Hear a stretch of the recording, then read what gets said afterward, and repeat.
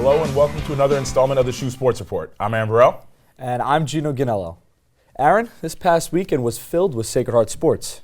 Yeah, it certainly was. From women's tennis and equestrian starting their 2017 season to an overtime game in men's basketball. Why don't you get things started with a little men's volleyball action who had a 4-game home streak this past weekend. Well, Aaron, the men's volleyball team looked to continue their great start to the season this past weekend as they took on Alderson Brodus in back-to-back games at home on Thursday and Friday night. On Thursday, the Pioneers dominated the match from the start, winning the first set 25-18, never falling behind. SHU would then take the second and third sets by scores of 25-20 and 25-18 respectively to win the match 3-0.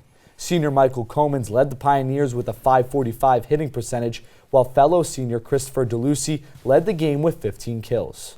On Friday, the story was very much the same as the Pioneers jumped out to an early 1-0 lead with a 25-14 win in the first. The game would be much closer in the second two sets, but that did not bother SHU as they won 25-21 and 25-23 to sweep the match and improve to 5-1 on the season. The Pioneers got a lot of players involved, but the biggest contribution came from sophomore Tom Wisniewski, who had 8 kills, which led all hitters. Sacred Heart would remain home for the rest of the weekend, looking to build on their 2-game win streak as they took on Lincoln Memorial on Saturday and Sunday. Once again, the Pioneers dominated, winning all 3 sets by scores of 25-15, 25-20, and 25-9 to improve their win streak to 3, matching their longest of the season. This time it was redshirt sophomore Emerson Womans who led the charge, registering 12 kills on the night to catapult the Pioneers to victory. On Sunday, SHU would have a tougher time of handling the Rail Splitters as they would drop the third set 25-20 after winning the first two 25-14 and 25-21. But that did not faze the Pioneers as they would fight back to win the fourth set 25-19 and take the match 3-1. Junior libero Joshua Eisenberg would lead the Pioneers' back line, recording 7 digs and 1 ace on the day. Eisenberg's performance over the entire weekend would earn him EIVA Defensive Player of the Week. The men's volleyball team is back in action tomorrow as they take on the University of Charleston at home at 7 p.m. You know, Aaron, the men's volleyball team is off to a great start this season, probably one of the best in recent memory. Let's hope they can keep that going into February and hopefully towards the end of the season make the playoffs for the first time in a while. That'd definitely be great to see. Now, another team that's catching fire currently is the men's basketball team, as they have found their stride in the final month of conference play. The men's basketball team snapped the 4-game losing streak last Thursday when they are in New Jersey to take on the Fairleigh Dickinson Knights. With the game tied at 70 in the last minute, Joseph Lopez's layup put SHU up 72-70. FDU would miss the potential go-ahead 3 on their next possession, giving SHU the chance to ice the game. Quincy McKnight would miss the front end of a 1-and-1, but Chris Robinson was fouled after grabbing the rebound and would make the following free throws to kill off the game and give SHU the 74-70 win. McKnight led SHU offensively with 18 points and 10 rebounds and 6 assists, while Mario Matasovich, Charles Tucker Jr., and Sean Hohen each had 10 points in the win. On Saturday, SHU welcomed Bryant to the Pitt Center, and after playing a classic triple overtime game 3 weeks ago, the Pios and Bulldogs once again went to overtime, with SHU winning 73-70. SHU led 61-58 with 10 seconds left in regulation, but a 3 from Bryant forced the game into OT. Quincy McKnight would hit 2 big threes in the first 2 minutes of overtime to give SHU a lead, and they wouldn't look back as they pulled out with the win. Quincy McKnight led SHU in scoring again with 25 points and 7 rebounds. Chris Robinson also pulled down 7 boards, while Sean Hohen led SHU with 5 assists in the win. They'll be back in action tonight at 9 p.m. when they welcome St. Francis Brooklyn to the Pitt Center. For more on the Red Hot Pioneers, we'll send it over to the Coach's Corner, where Kara Levine is sitting with head men's basketball coach Anthony Latina. Kara? Thanks, Aaron. Coach, thanks for coming today and talking to us about a big game for tonight. So the annual Pack the Pit game is tonight, and that means it's going to be loud and electric in the Pitt Center. What does that kind of atmosphere contribute to your team's performance? Well, obviously, when you have a lot of enthusiasm in the building, it gives your guys some energy and some extra motivation. So great crowds is what most young kids dream about, and it is going to be electric, and hopefully, every Northeast Conference game is a close game and a battle, and hopefully that extra energy in the building will give us a little bit more to kind of get over the top late in this game. Awesome. So your team is coming together and playing great in the final home stretch. Can you give us some insight on what sparked your team's strong play? Well, I think our focus has always been to make sure that we're getting better every day and improving. We lost a bunch of close games early in conference play, so it's easy to get discouraged, but we try to take the long view of things and always talk about getting better, and it's worked for us. Last 2 Februaries, last season before, we've really played our best at the end, which is what you hope to do. So we're off to a good start. We still have 6 to go, so it's to be determined whether they're going to have a good February, but we're certainly trending in the right direction, and this is a big game for us in front of our home crowd, national TV game. So we have to do be as mentally ready to play as possible, and again, at the end of the day, it's about performing. Guys have to perform at a high level, but sometimes when you're not performing as well, this is where the crowd comes in. That energy that the crowd helps create can keep us in the game until hopefully we do perform well. So that's going to be a big focus of ours is effort, maximum effort, maximum energy throughout the game. And again, to win a game, you still have to perform well. But again, that extra energy hopefully can keep you in games if you aren't performing well at times. Kind of like the New England Patriots did the other day, kind of hang in there enough until you start clicking. So that's what we hope, and that's what a good home court advantage does for you. Right. That's great. So Quincy McKnight, right? He's averaging almost 43% from the field and 19 points per game. In your own words, how can you describe his performance and his role in the team? Well, Quincy's is an outstanding player. He's having a great year for us. I think the biggest key with Quincy is he is, again, improving every day. He's becoming much more of a leader, much more mature, and his statistics are obviously impressive. But I think one of the reasons why we've been playing better is I think he's expanded his leadership role and to go with those statistics. So he's a very smart player, student of the game. I think that he has learned to study film more and improve on his, try to really get better. Despite having great numbers, there's still areas that he knows he has to get better at, and he's done that. And so when he plays at a high level and he's a leader for us, I think we can compete with anybody in our league and have a chance to make a run here. So he's done a great job, and I know the rest of our guys have done a good job of trying to embrace their role and improve in their role. Right. He's definitely stepped up, like you've said. So the past couple of games, we've seen the bench get some minutes, and they've been doing very well. For example, Matei is the third leading scorer, right? Chris Robinson almost had a double-double against FDU. So how do these players who come off the bench, how their positive minutes on the game, how does that help the team out and everything? Well, I think one of the things, and Quincy's been pretty consistent with his numbers all year, but I think what the difference has been of late is we've been getting help from a lot of other people. Obviously, Matei comes in. He's one of the better shooters in the league. He's a threat. So the easiest way for everyone to see how he helps is when he makes threes, but just his presence out there and his being a threat really opens up the floor for other guys to drive. And then Chris Robinson is the ultimate energy guy. He has been up and down production-wise, offensively, but effort-wise, he's been solid all year.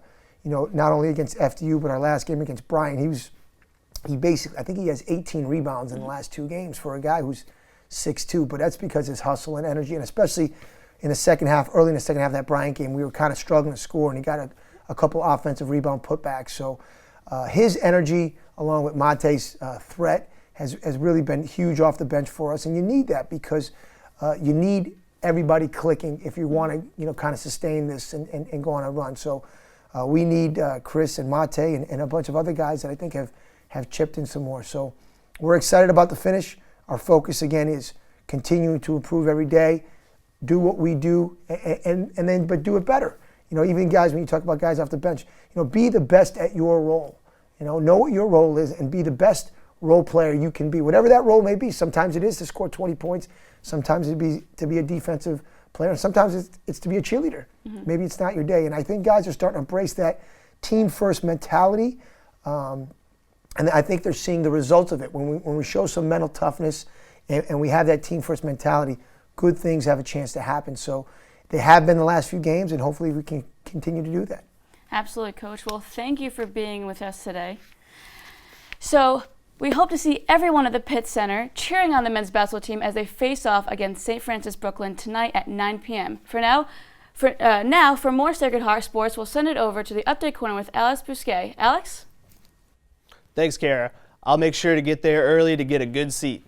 To start off this week's Update Corner, the Sacred Heart wrestling team hit the road to Pennsylvania this past weekend for a pair of dual meets. Starting off Friday night, Junior Elliott Antler picked up a big decision win over nationally ranked Corey Hazel in the 184-pound match, defeating Hazel 4-3. The Pioneers fell to Lock Haven 45-3. SHU finished the weekend against Bucknell on Saturday as Elliott Antler, Alex Harnsberger, and Dom Chelly all picked up decision wins on the night as the Pioneers fell to Bison 31-9. Harnsberger picked up a 6-3 win over Seth Hokie in the 149-pound match. Chelly picked up the win at 174, defeating Chad Reese 8-6. Antler continued his stellar weekend, earning the 5-3 decision over Drew Phipps at 184 pounds. The Pioneers head to Brown this Saturday for a dual meet. Sacred Heart Track and Field traveled to New Haven last Friday for the Geoghegan Invitational. The men's team kicked off the Invitational with Quahim Defane taking third in the 60 meters finals with a new personal best of 6.95 seconds. Joshua Bieloff took fourth in the event with a time of 7.21 seconds, as Connor Rogg placed seventh in the men's mile with a new personal best of 4 minutes and 12.74 seconds. In the shot put event, Michael Kearns took second with a distance of 14.79 meters, while Christian Turner took third with a distance of 14.76 meters. The women's team had similar success at the Invitational as Adriana Fersucci took third in the 60 meters finals with a new personal best of 7.89 seconds. Kayla Lawrence took first in the 500 meters with a time of 1 minute and 14.62 seconds, while Jacqueline Thorne took first in the 800 meters with a new personal best of 2 minutes and 17.85 seconds. 3 Pioneers placed in the top 5 of the 3,000 meters event, taking second, third, and fourth, while the Pioneers swept the podium in the pole vault event. Last but not least, Marina D'Amelia took first in the shot put and third in the weight throw. Both track and field teams head down to Staten Island on the 17th and 18th for the NEC Indoor Track and Field Championships. Sacred Heart Swimming and Diving team ended their dual meet portion of the season as they faced St. Francis Brooklyn senior night at the McCann Natatorium. The Pioneers beat the Terriers 130-74 while earning 9 wins out of 12 events. Senior Olivia DeCoste earned 3 wins, 2 in relays and 1 in strokes in her final dual meet as a Pioneer. Senior Kaylee Dion earned 2 wins in her final meet, 1 with relay and 1 in the 100 freestyle as she touched 54.46, ending her career with a personal best. Joining Kaylee Dion in the 100 in freestyle was Victoria Catazone, who touched at 57.68, good for third and personal best. The Pioneers will be back in the pool for the NEC Championship at MIT in Cambridge on February 15th and 18th.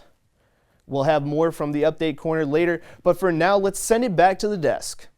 Thanks, Alex. Let's keep it going with Sacred Heart Hoops. Gino, why don't you get us all caught up with some women's basketball?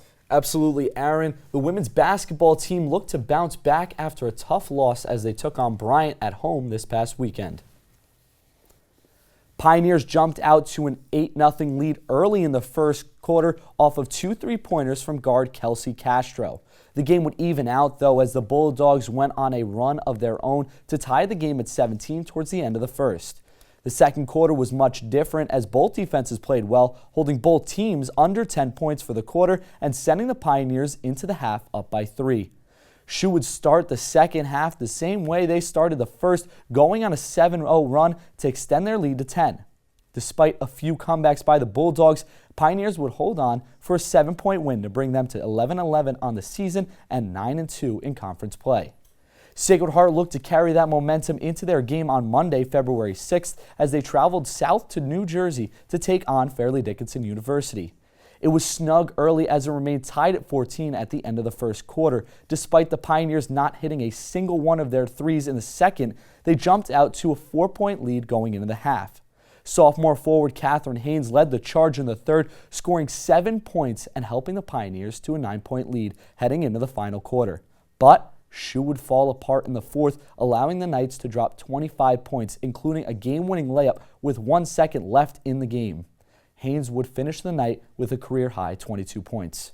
Women's basketball looks to honor their seniors with a win as they welcome Central Connecticut State University to coach by court on Senior Day this Saturday. Hopefully the women's team can pick up their pace heading into the final stretch of conference play. Now, the men's ice hockey team had a challenge of their own this past weekend as they took on Mercyhurst on the road. On Friday, Mercyhurst took the lead in the first period at the 16-14 mark, but freshman Zach Sekos' shorthanded goal in the second period tied things up at 1 for SHU. They needed a late goal in the third period by senior Justin Danforth to complete the comeback and tie the game up at 2 apiece, and that's how the game would finish. Sophomore Brett Magnus made 32 saves in net to help SHU earn the point. In the second game against Mercyhurst on Saturday, the Pios picked up a huge 2 points after freshman Vito Bavaro scored the game-winning goal 1 minute and 53 seconds into overtime to give SHU the 4-3 win. SHU had 4 different scorers on Saturday as Mitch Nyland, Erlich Dirksen, and Jeff Carroll scored in regulation, while Bavaro rounded things out for SHU offensively. Sophomores Zach DeConcilis and Liam Clare both picked up 2 assists in the win, while Saturday's game saw Clare record his team-leading 19th assist. Defensively, SHU were paced by Brett Magnus, who made 22 saves in the win, including a key stop in overtime to hold the Lakers. Liam Clare was named Atlantic Hockey Defensive Player of the Week after his performance over the weekend. Now, the men's ice hockey team will be back in action tomorrow night at 7 p.m. when they welcome Atlantic Hockey leader Canisius to Webster Bank Arena for a 2-game series. For more from the Update Corner, we have our very own Adam Chambers. Adam? Thanks, Aaron. Sacred Heart Equestrian started off the 2017 season as ahead of the Trinity College this past Sunday. The Pioneers finished as a high point team, with Melissa Dander finishing as high point rider. Dander took first in open fences, while Jackie Brown took second in intermediate fences, while Jessica Shalou earned first place in intermediate flat. Isabel Rodriguez took first in novice flat. In the Advanced Walk Trot Center, Valerie Stein took the top spot, while Haley Mena took first in intermediate flat section. Also having fourth place performance in the novice fences, which qualified her for Hunt Seat Regionals. Sacred Heart Equestrian will be back for 2 Western competitions at UConn Saturday, February 11th. The men's and women's fencing team had a short trip up into New Haven for a dual match against Yale University. The men's team lost 17-10, but the foil squad was 6-3, led by a 3-0 performance from Tyler Endy. The women's team fell 20-7, but also got a perfect 3-0 score from Julia Green and Sabre. The Pioneers wrap up their Northeast Fencing Conference season on February 11th when they square up against Boston University, UMass, Dartmouth, Vassar, and host school Tufts. The Sacred Heart women's tennis team opened up its spring slate Friday, falling to Binghamton 5-2 at Army West Point. Freshmen Brienne Laria and Claudia Ruiz both earned singles wins for the Pioneers. Laria defeated Rebecca Dellaway 6-4, 6-2 at second singles. Ruiz bested Paulina Taffler in a competitive 3-set match, winning the super tiebreaker 10-7. SHU returns to Army West Point for a match against the Black Knights at 7 p.m. That's all we have for this week's Update Corner. I'm Adam Chambers. Back to you guys. Thanks for tuning in to another installment of the SHU Sports Report. Be sure to come out to Pack the Pit tonight and enjoy a weekend full of Sacred Heart sports. From all of us here at the Sacred Heart Sports Report, I'm Aaron Burrell, and he's Gino Ganello.